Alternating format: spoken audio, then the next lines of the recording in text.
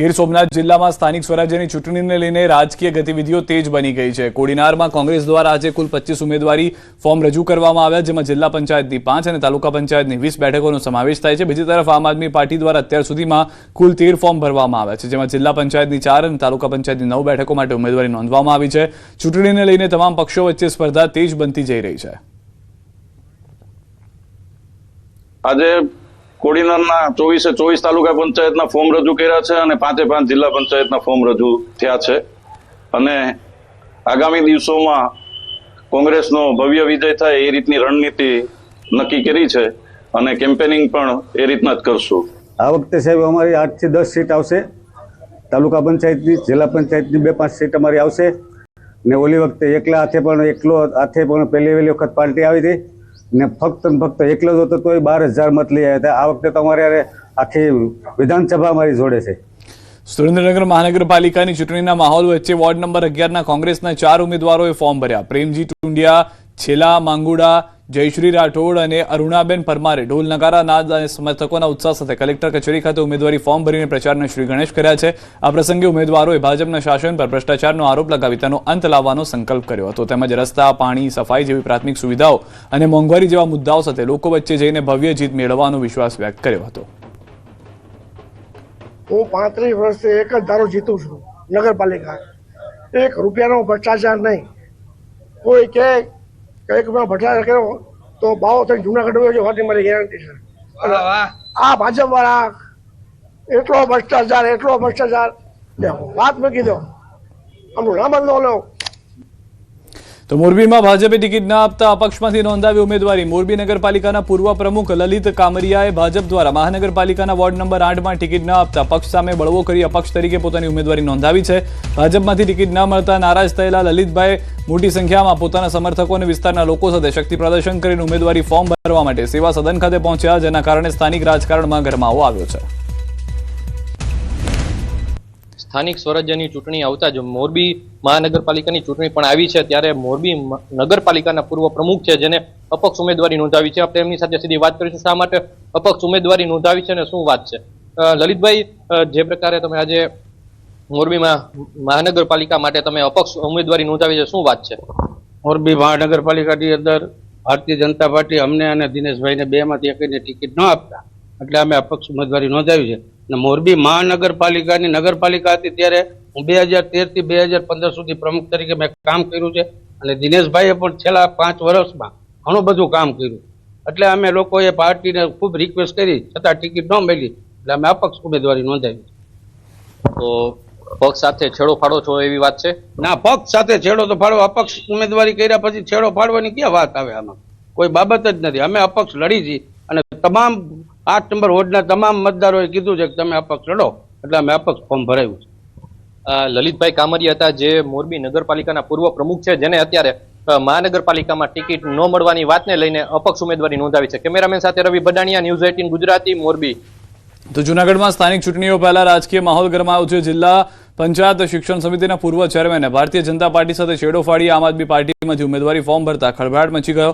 અપક્ષ પલટાની સાથે જ પૂર્વ ચેરમેનના પતિએ ભાજપ સામે ગંભીર આક્ષેપો કર્યા, જેના કારણે જિલ્લાના રાજકારણમાં ગરમાવો આવી ગયો છે।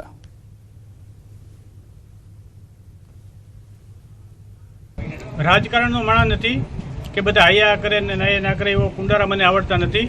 હું શિક્ષણ અને આરોગ્ય ક્ષેત્રે છેલ્લા 2001થી મેં દાતાર એજ્યુકેશન ચેરિટેબલ ટ્રસ્ટની સ્થાપના કરી। હું કોઈ જ્ઞાતિ પૂછતો નથી, હોસ્પિટલનું કામ હોય કે શિક્ષણનું કામ હોય કે બીજું કોઈ પણ હોય, મેં કોઈ બાબતમાં કોઈને પૂછ્યું નથી। હું મારી રીતે કામગીરી કરું જ છું અને એ કામગીરી મારી ચાલુ રહેશે।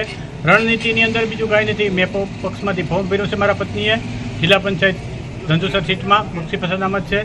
ત્યારે મને મારા ખુદ હાઈકમાન્ડ, મારા પ્રજાજનો અને મારા વિસ્તારના લોકો, જે મેં 5 વર્ષની કામગીરી કરેલી છે, એ યાદ રાખીને મને કુલ કહેવામાં આવ્યું કે તમે ઊભો, એટલે મેં ઉમેદવારી કરી છે।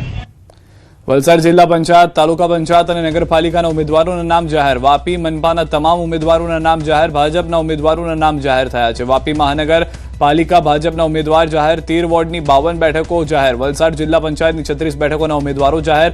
વલસાડ તાલુકા પંચાયતના 32 દાવેદારો થયા જાહેર। પારડી તાલુકા પંચાયતના 22 ઉમેદવારો જાહેર। ઉમેરગામ તાલુકા પંચાયતની 30 બેઠકો જાહેર। કપરાડા તાલુકા પંચાયતની 22 બેઠકો પણ થઈ છે જાહેર। ધરમપુર તાલુકા તાલુકા પંચાયતની 24 બેઠકો થઈ છે જાહેર. નાના પ્રોડા તાલુકા પંચાયતની 20 બેઠકો જાહેર. ઉમરગામ નગરપાલિકાની 7 વોર્ડની 28 બેઠકો જાહેર થઈ ચૂકી છે. વધુ માહિતી ન્યૂઝ 18 સંવાદદાતા ભરત પાસે મેળવીશું. ભરત, અહીંયા પણ જે રાહ જોવામાં આવી હતી, કદાચ તેનો અંત જોવા મળી રહ્યો છે. ઉમેદવારોનું નામ જાહેર થઈ ગયા છે.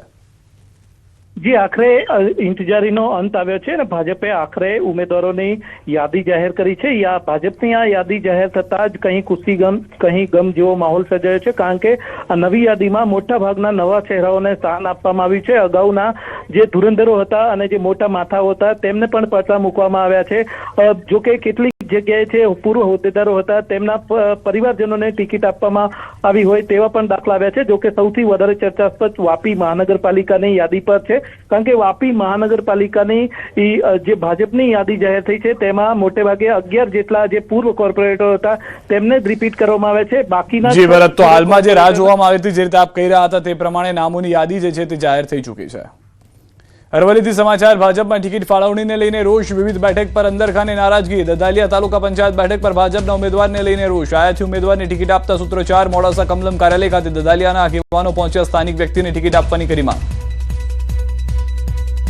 હું દદાલિયાનો રહેવાસી છું. અત્યારે કમલમની અંદર અમે એ રજૂઆત કરવા માટે આવ્યા છીએ કે તાલુકા પંચાયતની દદાલિયા સીટ ઉપર બહારનો ઉમેદવાર મૂક્યો છે.